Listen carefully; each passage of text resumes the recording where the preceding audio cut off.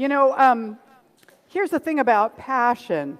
We sometimes have this idea about passion that has been sort of supported in writings, in movies, in poetry, and all sorts of things, that passion is either one of three things: lust, or anger, or in the old-fashioned Christian tradition, suffering. So lust, anger, and suffering. It doesn't feel very friendly to me. And I came across a little story about passion that I thought was quite entertaining. A prospective juror in a Dallas district court was surprised by the definition of voluntary manslaughter that was presented to the panel of potential jurors. Here's the definition. Voluntary manslaughter is an intentional killing that occurs while the defendant is under the immediate influence of a sudden passion arising from an adequate cause, such as when a spouse's mate is found in a compromising position. I have a problem with this passion business, responded this jury candidate when it was her turn to be questioned. You see, during my first marriage, I came in and found my husband in bed with my neighbor. All I did was divorce him. I had no idea I could have shot him. She wasn't selected for the jury. Now, that may make a good definition of passion for the purpose of trying somebody for voluntary manslaughter, but I want to talk about passion in a different way. So we want to look at what is the difference between unhealthy passion and passion. And so I want to give you kind of a silly example. You know how we're all coming up with new passwords for everything all the time? Every time you turn around, you need to have a unique password. And I love this. Sorry, but your password must contain an uppercase letter, a number, a haiku, a gang sign, a hieroglyph, and the blood of a virgin. And that's about how it feels sometimes, trying to come up with new passwords for things and figure out how you're going to find them safely when you can't remember all those passwords. Anybody else have that problem?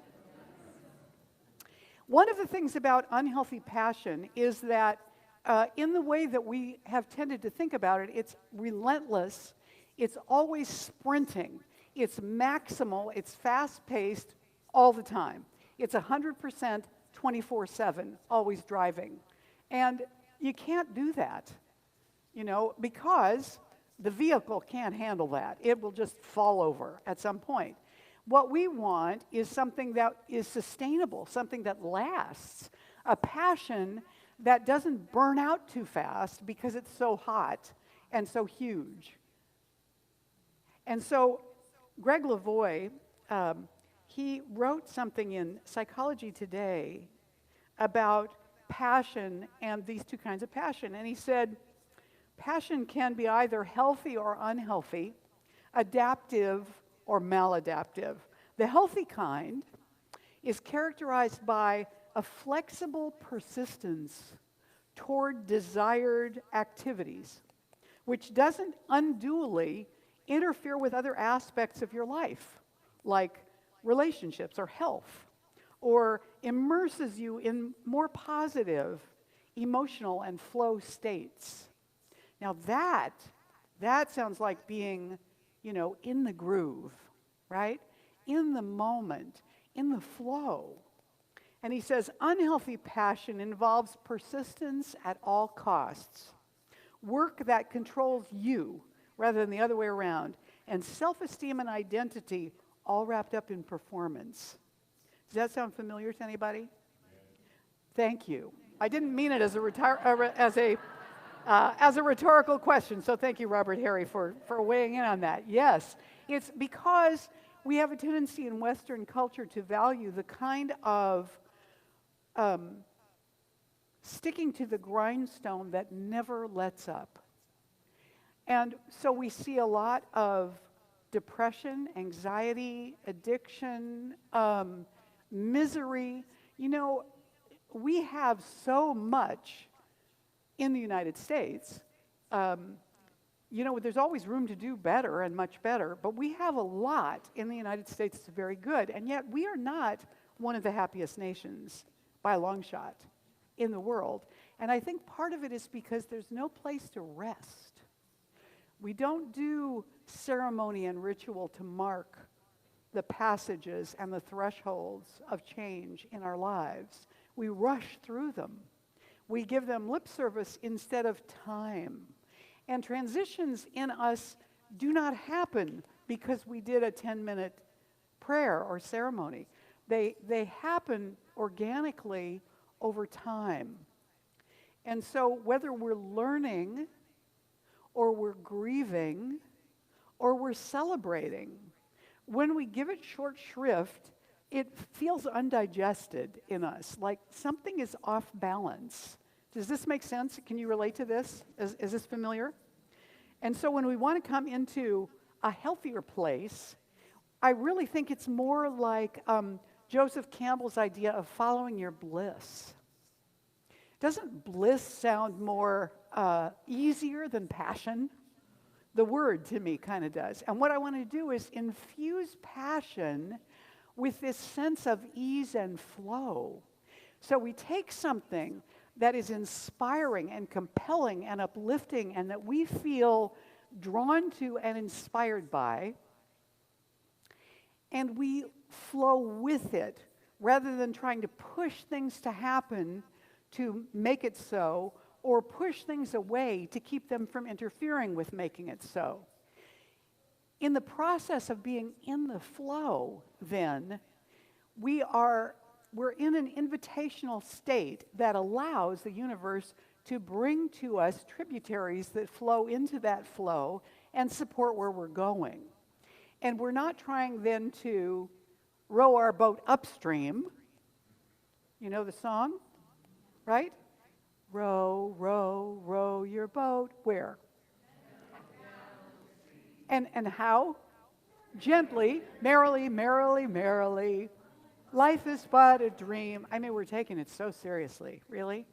So we want to move gently down the stream and joyfully, recognizing that what we do here is only part of our existence. It serves the soul, which is eternal, to learn and grow and stretch and try things and experience and collect that learning and take it with us wherever it is our next adventure takes place. So while we're here, to play it well and play it fully, we need to be willing to make mistakes and to forgive each other for those mistakes and to forgive ourselves and to regroup and learn from mistakes, because mistakes are part of the gift. I mean, they're a pain, don't get me wrong, but they are very motivational. So they're never wasted if we let them do their work, which means that we flow with where they're trying to take us rather than resisting it. In our culture, we have more permission to be angry than we do to grieve. We have more permission to be anxious than to be depressed. And yet, those are parts of our experiential flow as human beings. So when we shut down one side, it cramps the other side up too. If we can't acknowledge pain that we're in, we diminish the amount of joy we can hold. Do you see? And so we want to have a healthy passion, one that can be sustained, one that we can love and enjoy. And so it's part of having a vision, and in that vision, being willing to risk taking action to go toward what is wanting to happen, what's pulling us, and to do it in a way that we maintain the stamina to have the pacing we need to make it all the way through that vision. And so rather than being a sprinter, we are distance runners when we're doing that. We're distance runners. We have to pace ourselves so that we can keep going. You know, maybe there was a time in our earlier agricultural lives where we got our chores done at the end of the day and went to bed. But I think that even the farmers who got their chores done at the end of the day or the people in the household who got their chores done at the end of the day and went to bed, they knew what tomorrow's chores were going to look like. They knew when harvest was coming, or when planting season was coming, or when weeding needed to be done. So it wasn't like it was complete. It was always part of the flow. And for us, there's always more to do. And sometimes it feels overwhelming because there's so much to do. But that's what life is about. It's doing stuff. You know, there was a cartoon of Ziggy. You know who Ziggy is, the little round guy? Years ago, climbing up to the mountaintop and asking the guru for the purpose of life. And the purpose of and the guru said, "Really, seriously? You're asking for the purpose of life?" And he said, "Yeah." And the guru said, "Well, you know, the purpose of life is doing stuff, you know, as opposed to not doing stuff." So if you're here and you're breathing, your purpose is being revealed moment by moment, day by day. Where you're sitting in the room this morning is not a mistake. It's not a coincidence. It's not an accident. There are people around you. The people around you are there to be expressions of love, that you are sitting in the midst of them to receive that love. They can't give unless there's a receiver. Likewise, there are people around you who need love, and you are there to be the radiant presence of that love in the room. Not because of anything you say to them, but because of the way you intend to be for this spiritual community when you're here. And it doesn't matter if you're a guest or you've been coming, you know, since it opened more than 30 years ago. What matters is that we're here together. And I feel that every single one of us, every single one, no matter what your reason is for being here, even if somebody dragged you here today, every single one of us is here by divine appointment. There are no mistakes. I don't think there are any coincidences in the universe. We're here because Spirit had need of us here in this place at this moment on this day for whatever its reasons are. And thank you for keeping your appointment, even if you didn't know that's what you were doing.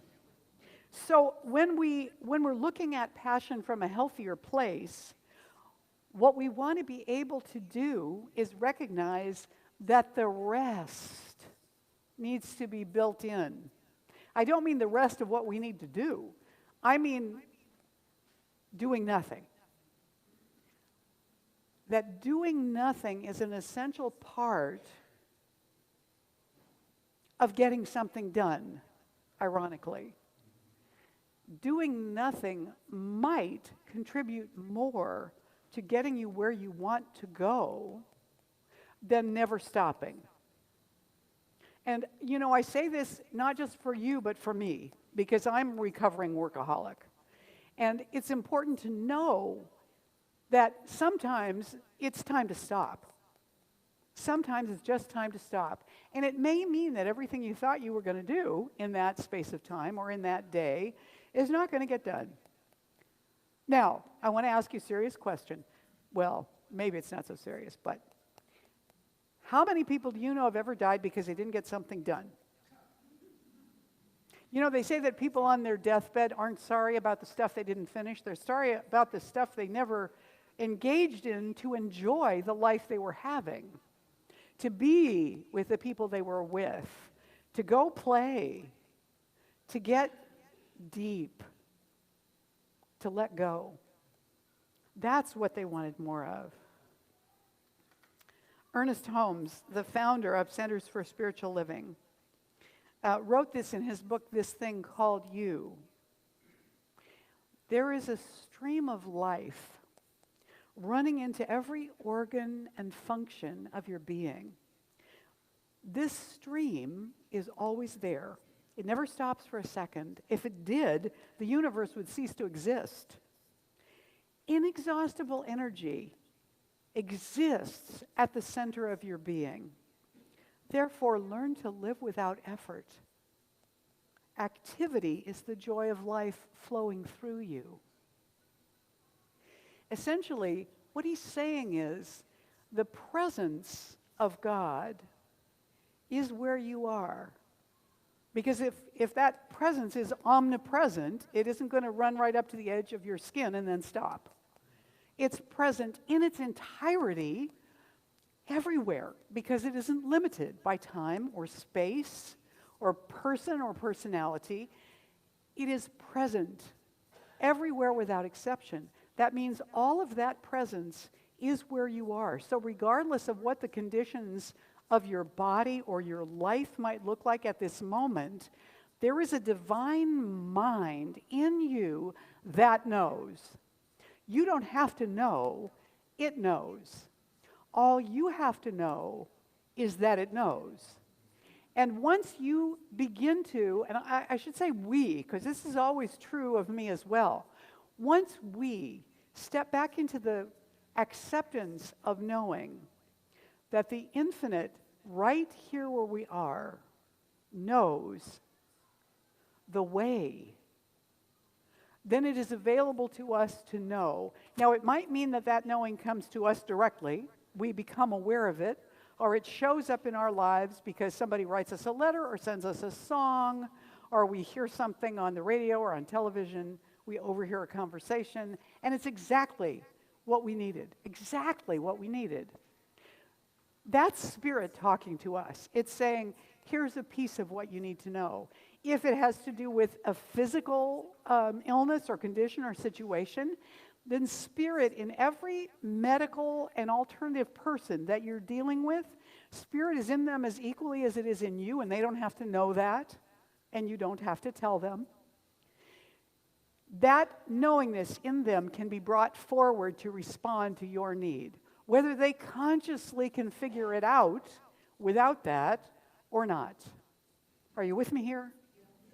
And so when we surrender into that, we surrender to the greater knowing, and we keep knowing that spirit is making so clear, nobody could miss it, exactly what needs to be done. And in the right timing and order and sequence and amount. And that's true not only with the physical body, it's true of nations, it's true of ethnicities, it's true of families, and it's true within us individually. That flow is always present, it's always going. So we want to build in the rest and the collaboration that calls in everything needed and wanted, so that those additional streams and tributaries that want to come into our flow and help us can get in there. You know, imagine if there was a river and all the tributaries that were trying to contribute to it, it was going, no thanks, I've got this. No, I have enough water, no problem. Take care of yourselves. No, please don't, I've got it under control. I want to have it under control, so please, it'll be dry. And that's how we get when we don't let it in. And so we want to let the ease of it in, let it flow in. And to do that, we want to share the vision with other people who seem curious or interested. We want to invite them into it with us. Some will say no, that's okay. But our invitation sometimes, when it goes out to the universe, it isn't necessarily about the person we're talking to. It's putting the word out so that we hear it and know that we're inviting it. And so that as we affirm that in ourselves, the universe knows and can say, oh, okay, I see you asked these 10 people, but guess what? I have 3 over here that really want to do this. I'm going to bring them to you. So it may come from where we're putting the word out, or it may not.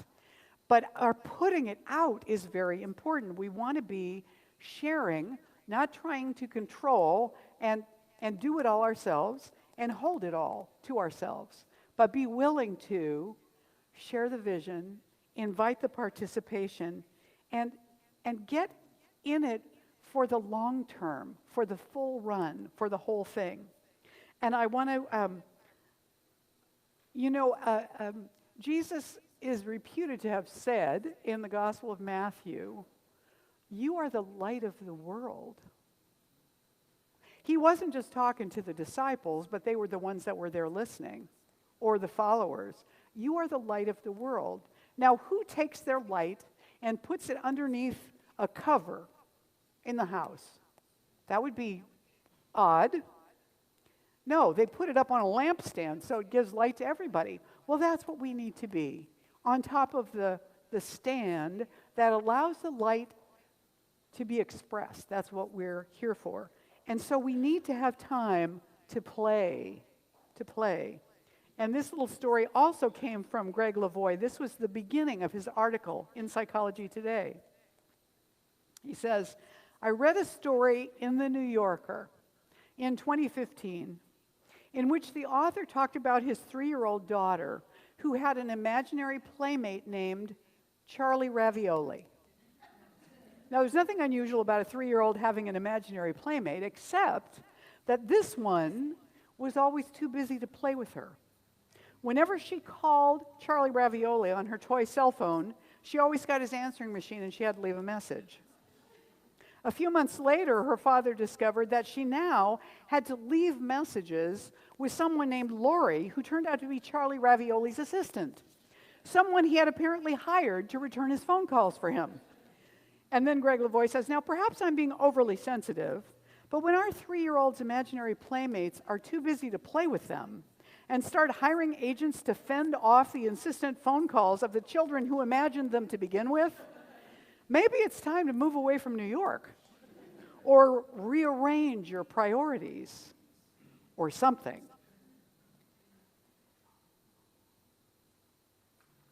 Some of us grew up listening to The Cat's in the Cradle, that song from Harry Chapin. I think it's Harry Chapin. Yeah. About he never has time to play with his son, and at the end when he's old, his son never has time to come and visit him, and he suddenly realizes his son has grown up to be just like him.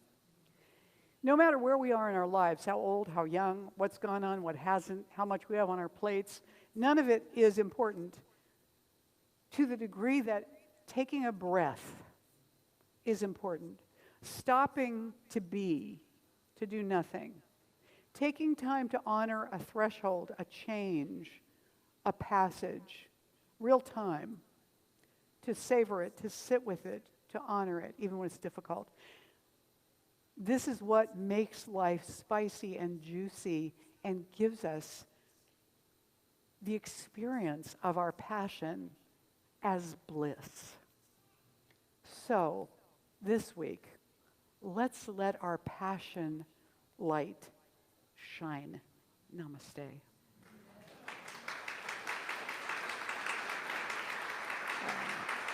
Thank you.